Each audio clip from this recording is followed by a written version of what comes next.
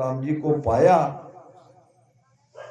धिन ज्ञानी धिन संत वे, धिन जो चीना राम, और फिर धिन सो सुखराम कहे, जीवत पहुंता धाम। मरने के बाद मोक्ष मुक्ति नहीं है। मरने के बाद किसी ने हमको आके कहा नहीं है कि मैं अमर लोक में हूं, मैं इस लोक में हूं, मैं उस लोक में हूं। जो भी कुछ मिलना है अभी जीते जी मिलना है। जीवत उस धाम में पहुंचना है। दिन दिन सुन सोई मंड में, जामत काढ़ो सार, फिर दिन सो सुख राम कहे, लेवे तत् विचार। दिन दिन सुन सोई मंड में, मंड नाम पृथ्वी, संसार, इस जगत में धिन कौन है? ये जगत में धिन वो है जा मत काढ़्यो सार। मत नाम मथन करना। दूध से घी बनाने की प्रक्रिया हमारी माता बहनें जानती है। अब तो वो बात कम है, फिर भी कहीं कहीं है। दूध को कैसे दूध से घी बनाते हैं ये प्रक्रिया सबको पता है। महाराज ने इसके लिए धन्य नहीं कहा है। दूध से घी की प्रक्रिया तो सब जानते हैं, यहां भी है। यहां भी वही क्रिया करनी पड़ती है। तो यहां की भी मथन की विधि क्या है, यहाँ दही कौन सा है, यहाँ का घी कौन सा है, ये भी हमको देखना पड़ेगा। वो दही बिलोवियो, अंछा घी छट जाय, न्यारो कर सुख राम कहे। वो दही बिलोवियो, अंचा घी छट जाए, न्यारो कर सुख राम कहे, त्रिकुटी में जन खाय। अब यहाँ भी दही है। यहाँ दही कौन सी है? वो दही। अब ये वो क्या है और ये सो क्या है? सोहम है श्वासा। कौन सी श्वासा है? जो बाहर से भीतर जाती है, प्राण वायु, यह है सोम श्वासा। और जिसके द्वारा हम बोलते हैं यह है ओम। ओम सोम सासा हो। ये दोनों श्वासा हमारी अपने आप आती है, अपने आप जाती है। अब ये दोनों श्वासा में हमको ध्यान लगाना है। वो दही बिलोवियो, इसको कहते हैं बिलोना, भीतर का। अब बिलोना करोगे तो क्या होगा? अंचा घी छट जाए। आपने जो मोक्ष प्राप्ति की इच्छा करी है, अंचा का दो अर्थ होता है। अब जो इच्छा है, ये इच्छा रूपी घी इस सांसों-सांस के मंथन से अलग हो जाएगा। और कहाँ आपको उसका आनंद आएगा?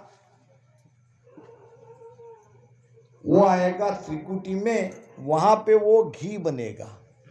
वो दही बिलोवियो, अंचा घी छट जाए। अब यहां से छट गया, अलग हो गया। और न्यारो कर सुखराम कहे, त्रिकुटी में जन खाए, यानी त्रिकुटी में उसका आनंद आएगा। अब अंचा घी जब छट गया, तब जन हुआ राम, इन आगे सुख राम कहे, केवल को सुन धाम। अब वास्तव में यहां से हमारी ध्यान की प्रक्रिया अब आरंभ होती है। अभी तक तो हम ये उपाय ही कर रहे हैं। त्रिकुटी में जाने पर मालूम पड़ता है कि अब कुछ बात बनी, क्योंकि अब पक्की बात हमारे हाथ में आ गई। अंचा घी जब छट गया, जब त्रिकुटी में जब ध्यान आया, तो हमको राम जी की अनुभूति होने लगी। तब जन हुआ राम, यानी हमको उस राम जी की अनुभूति वहाँ त्रिकुटी से प्रारंभ हो जाती है। अब इन आगे सुखराम कहे केवल को सुन धाम।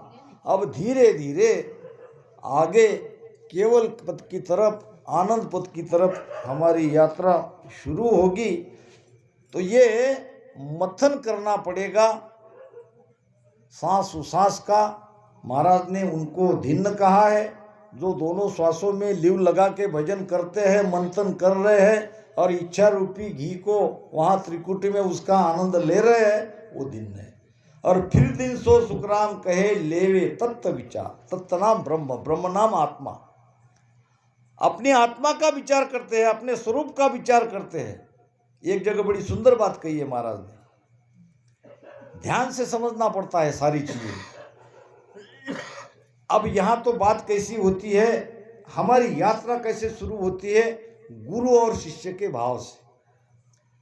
हम कोई न कोई संत के शरण में जाते हैं, उनको हम गुरु बनाते हैं, हम उनके शिष्य बन जाते हैं, उनकी आज्ञा में रहते हैं। यहाँ से हमारी दो की यात्रा प्रारंभ होती है। अब ये दो का भाव धीरे धीरे धीरे धीरे ऐसा मिट जाता है। ये भाव लेके हम भजन में उतरते हैं कि हमको राम जी को पाना है, यानी हम कोई अलग है और राम जी कोई अलग है, और उनको मिलने के लिए ये सारी हमारी भक्ति की धारा ये चल रही है।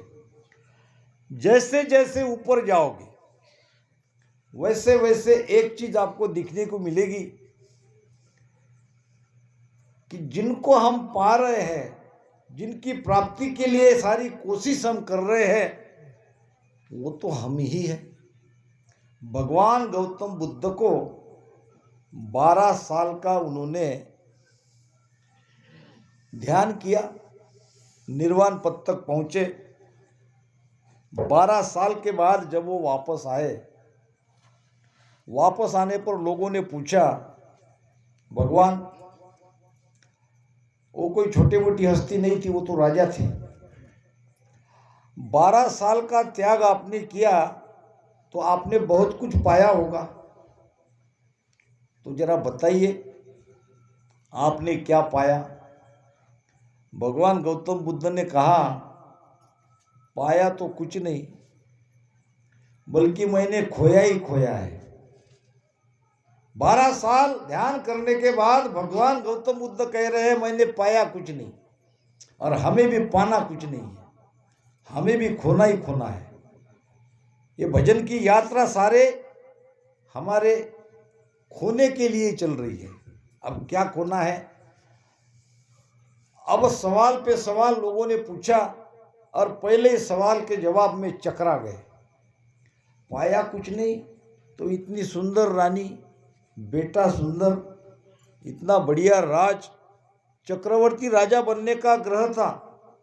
जब उसके पिता ने बताया था कि मेरे बेटे का भविष्य बताओ, तो भविष्यकार ने कहा तुम्हारा बेटा या तो चक्रवर्ती राजा बनेगा या महान संत बनेगा।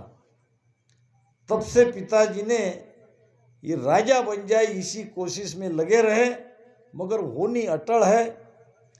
और भगवान गौतम बुद्ध चक्रवर्ती राजा तो नहीं बने, मगर भगवान बन गए। वो कह रहे हैं कि मैंने पाया कुछ नहीं, मैंने खोया ही खोया है।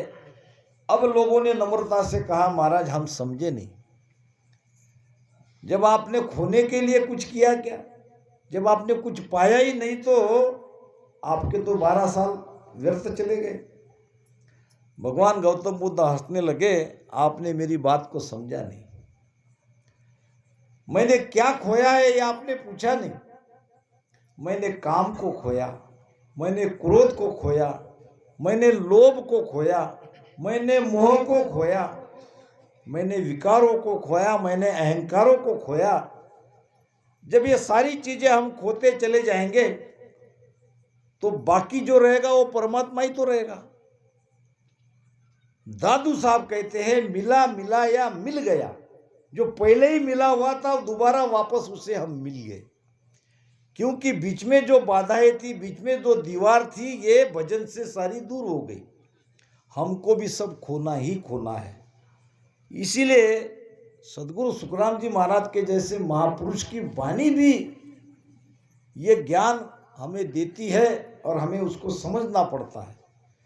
मैं मेरा सुमिरन करूं, मैं मोकू गाऊं, रमता बिन सुख राम कहे, कोई और नहीं ध्याऊं। अब समझो इसको।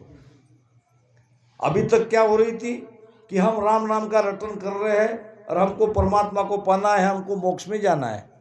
वही महाराज क्या कह रहे हैं, मैं मेरा सुमिरन करूं। किसका सुमिरन कर रहे हैं हम? हमारा यानी वो आत्मा का जो परमात्मा के रूप में हमारे घट में है।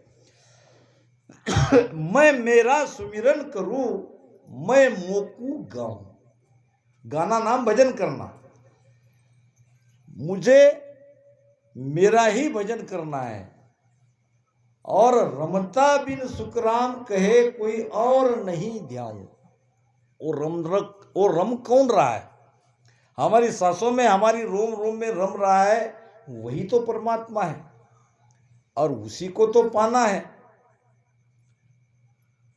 एक जगह बेली में और ऐसी बात आई है, महाराज ने बेली ग्रंथ अद्भुत ग्रंथ है, 600 साखी के ऊपर साखी है। लास्ट जजमेंट महाराज के ज्ञान की हर आखिरी के साखी को देखना पड़ता है। आखिरी में जो कुछ 10-20 साखियां है वो सार ज्ञान है, यानी उस विषय का सार है। बेली ग्रंथ में महाराज ने कहा है, ईसो अद्भुत लकायो मोय, मही मैं राम दुजो नहीं कोय। कितनी अद्भुत बात है। ईसो अद्भुत लखायो मोय, मैंने ये लखा, ये अद्भुत बात मैंने लखी, जो राम जी जिसको पाने के लिए मैंने सारा जीवन भजन में लगा दिया, भक्ति में लगा दिया, वो राम तो मैं ही हूं। मैं ही मैं राम, हमारे अलावा परमात्मा दूसरा नहीं है। तो महाराज कहते हैं इसके लिए तत्व का विचार करो, ब्रह्म के भेद को जानो, समझो। दिन दिन सो संसार में, जिन घट ब्रह्म ज्ञान, फिर दिन सो सुख राम कहे, दियो भरम सब भान। दिन दिन सो संसार में, जिन घट ब्रह्म ज्ञान। जो ब्रह्म ज्ञानी है, जिसने भीतर को ब्रह्म को जाना है, वो संसार में भिन्न है। कैसे पहचानेंगे?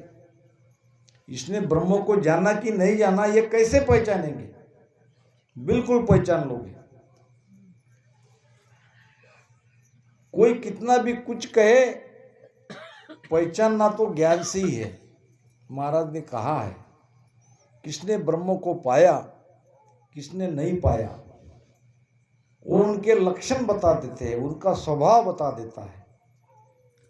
ब्रह्म ज्ञान में भरम न सांसो, मैं ते कदे न आवे, के सुख राम नेक मन फिरिया, ब्रह्म ज्ञान नहीं ख्वावे।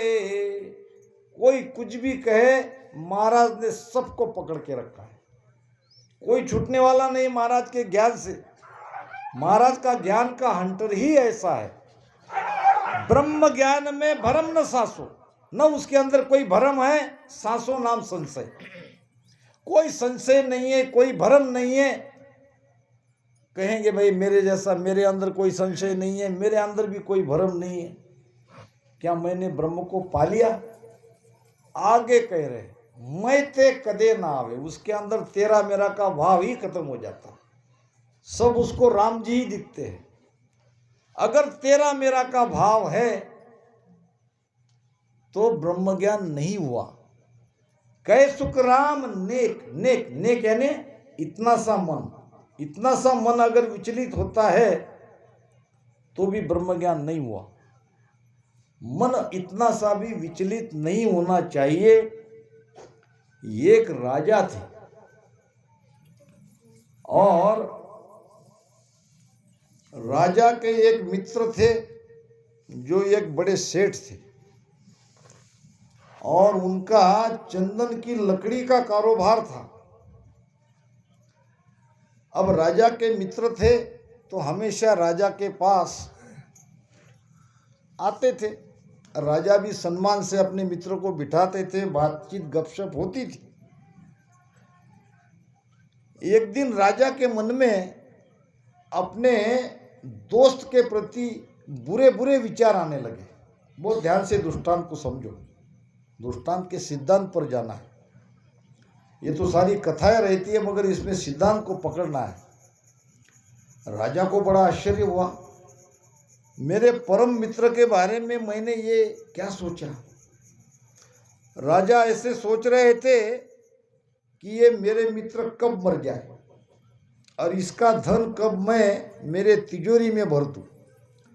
हालांकि राजा तो बहुत धनवान रहते हैं, तिजोरी तो काफी भरी थी, फिर भी अपने मित्र के बारे में उनके विचार ऐसे बदल गए। राजा को अपने आप पर बहुत गुस्सा आया, बहुत ग्लानि हुई कि ये मैं क्या सोच रहा हूं। मेरे परम मित्र के बारे में मैंने ऐसे विचार सोचे। अब वो दिन भर चैन से नहीं बैठ पा रहे थे। प्रधान को बुलाया, प्रधान जी मेरी मन की स्थिति इतनी डावाडोल क्यों? आज मेरे मन में इतने बुरे विचार कैसे आए, वो भी मेरे परम मित्र के बारे में कि वो जल्दी मर जाए और उसकी सारी संपत्ति सरकारी खजीने में मैं मंगवा लूं। आना नहीं चाहिए था, ये कैसे आए इसकी खोज करो, किसी को पूछो। जब तक इसका हल नहीं निकलेगा, जब तक इसका उत्तर नहीं मिलेगा, मुझे चैन नहीं मिलेगा। प्रधान जी होशियार थे। अब प्रधान जी ने देखा कि ऐसा तो होना नहीं चाहिए, मगर हुआ है तो चलो खोज करते हैं, कोशिश करते हैं क्या हल निकलता है। अब वो गए उनके मित्र के पास, सेठ जी के पास, और सेठ जी को कहा कि देखो राजा आपसे शर्मिंदा है। क्यों शर्मिंदा है? उन्होंने मुझे कुछ कहा तो नहीं। देख, कहा कुछ नहीं, मगर आपके बारे में उसने ऐसे ऐसे विचार व्यक्त किए, उसका उनको दुख है। तो सवाल यह है कि राजा को आपके बारे में इतने बुरे विचार कैसे आए, और ये खोज करने के लिए मैं आया हूं, क्या तुम बता सकते हो? मित्र ने कहा इसमें राजा की कोई गलती नहीं है, गलती मेरी है। तुम्हारी गलती है? तुम्हारी गलती से राजा के बुरे विचार का क्या संबंध? वो संबंध तो मुझे मालूम नहीं है, मगर मैं बता देता हूं। जब किसी के हृदय में कोई बात बैठी रहती है तो वो जब तक खाली नहीं हो जाती, किसी को कहते नहीं, चैन नहीं आता। तो उसने कहा मैं राजा के पास जाने ही वाला था, या आपको मैं मिलने ही वाला था, और मेरी मन में जो बातें चल रही है वो बताने ही वाला था। आप आ गए तो प्रधान को लगा कुछ न कुछ बात जरूर है, तो बताओ। ऐसा है कि मेरा है चंदन का लकड़े का व्यापार। अब चंदन तो कोई साधारण ग्राहक नहीं लेगा। उस जमाने में जब चिता जलती थी तो चंदन के लकड़े से ही जलाई जाती थी। तो मैं देख रहा था कि महीनों से मेरी दुकान में ग्राहक आना बंद हो गया। अब एक दिन मैं सोच रहा था तो ऐसे से तो मेरा व्यापार चौपट हो जाएगा। अब मेरा व्यापार चलना चाहिए।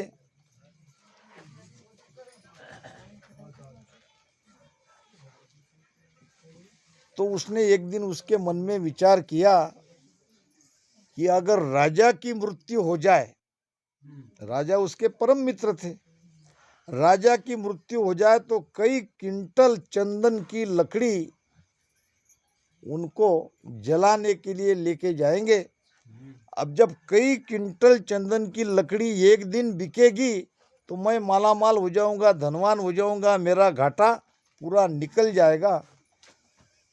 ऐसा राजा के बारे में उसने विचार इस प्रकार से किया। अब इधर राजा के बारे में उसने बुरा सोचा तो उधर राजा ने भी उसके बारे में बुराई सोचा। ये खेल ही ऐसा है। हम भी अगर किसी के बारे में बुरा सोचते हैं तो अनायास वो भी उसके मन में भी हमारे बारे में विचार बदल जाते हैं। एक लड़ाई बाहर की है, एक लड़ाई भीतर की है। बाहर की लड़ाई तो मिट सकती है मगर भीतर की लड़ाई बहुत गहरी रहती है। तो महाराज कहते हैं, दिन दिन सो संसार में जिन घट ब्रह्म ज्ञान, फिर दिन सो सुखराम कहे दियो भरम सब भान। भान नाम भरम को मिटाना। भरम कब मिटता है?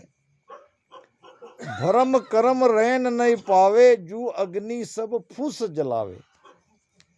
जैसे फूस को, कचरे को सारी अग्नि जला देती है, इसी प्रकार भीतर जब वो शब्द की जागृति होती है तो हमारे अंदर न भरम रहता है न कर्म रहता है। दिन दिन सो संसार में जासिर सतगुरु होय, फिर दिन सो सुख राम कहे तत्कण लियो जोय। दिन दिन सो संसार में जा सिर सतगुरु होए। अब सिर के ऊपर सतगुरु को बिठाना, ये क्या बात है?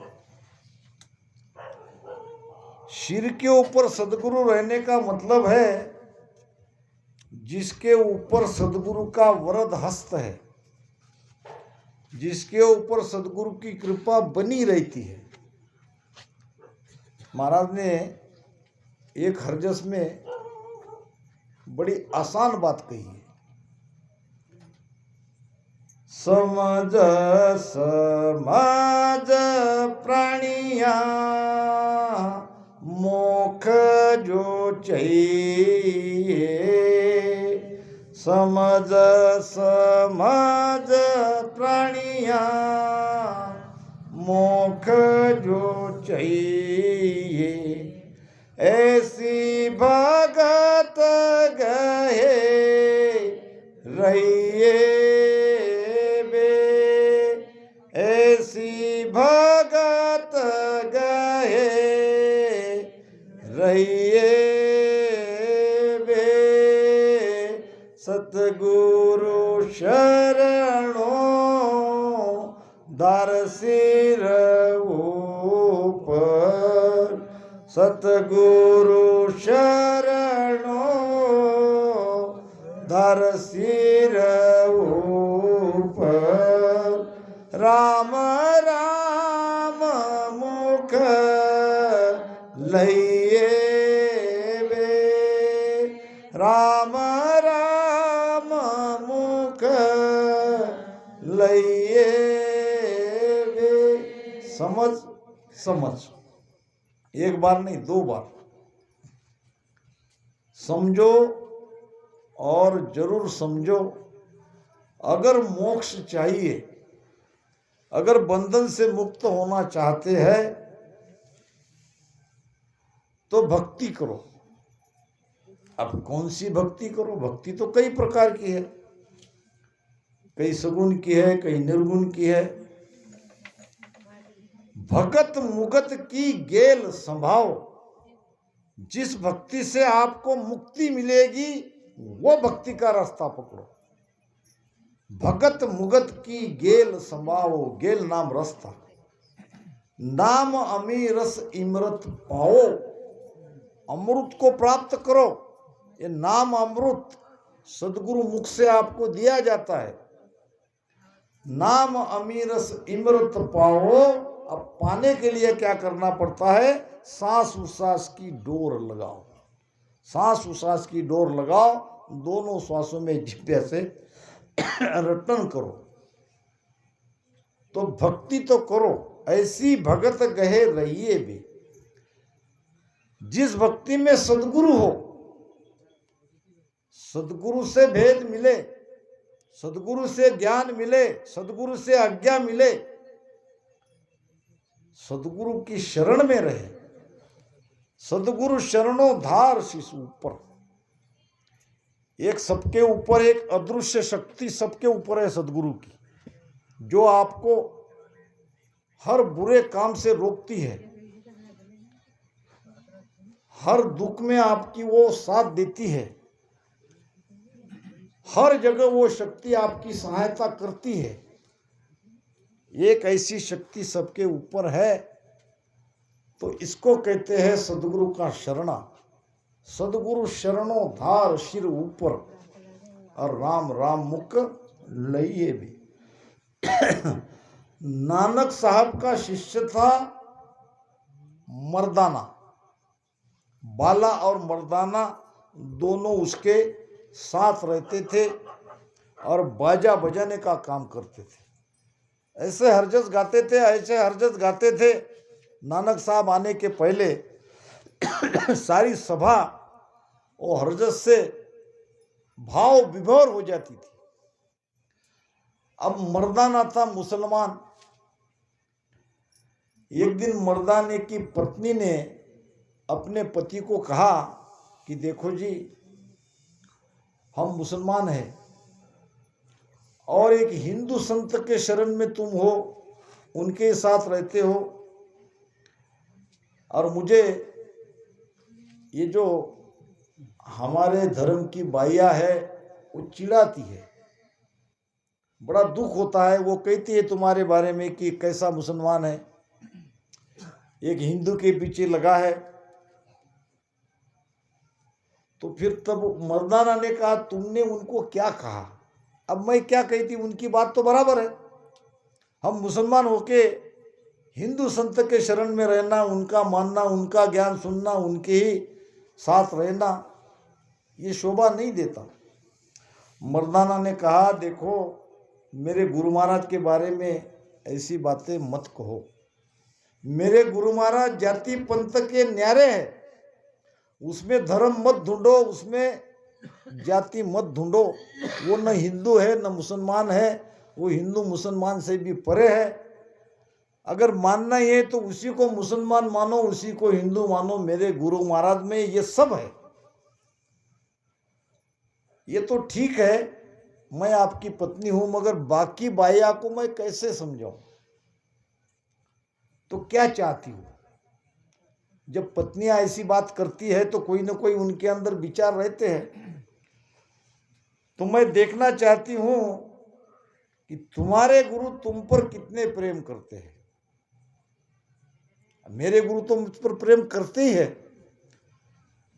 उनका तो वरद हस्त मेरे सिर पे है, जो कि मैं बहुत आनंद में हूं और बहुत खुशी से मेरे दिन जा रहे हैं। ये मेरे गुरु की मुझ पर कृपा है। उनके बारे में संशय लेना ही ठीक नहीं है। नहीं, बात ऐसी नहीं है।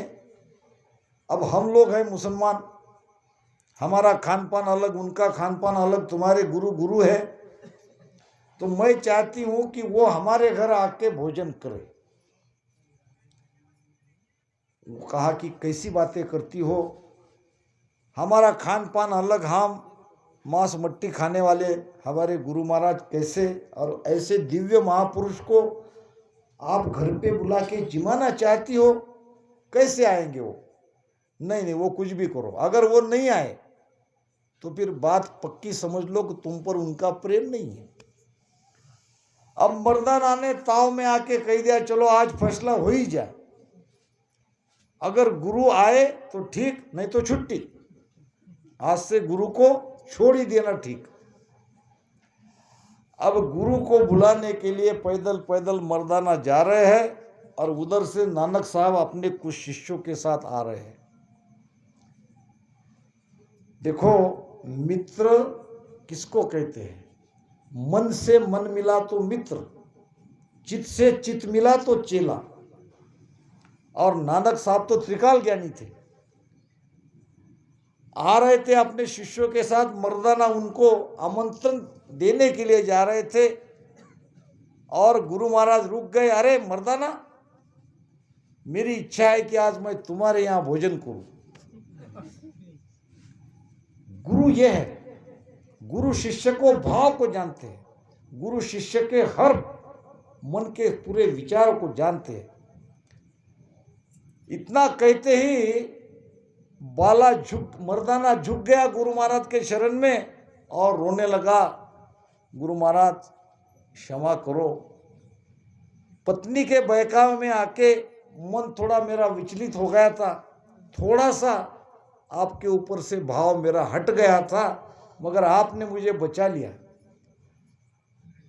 मैं सोच रहा था कि आप आते कि नहीं आते, यहाँ तो आप पूरी तैयारी के साथ आए हो, मेरे मन के भाव को आपने जान लिया है और आप स्वेच्छा से मेरे घर पे भोजन करने के लिए आ रहे हो, तो घिन्न है आपको।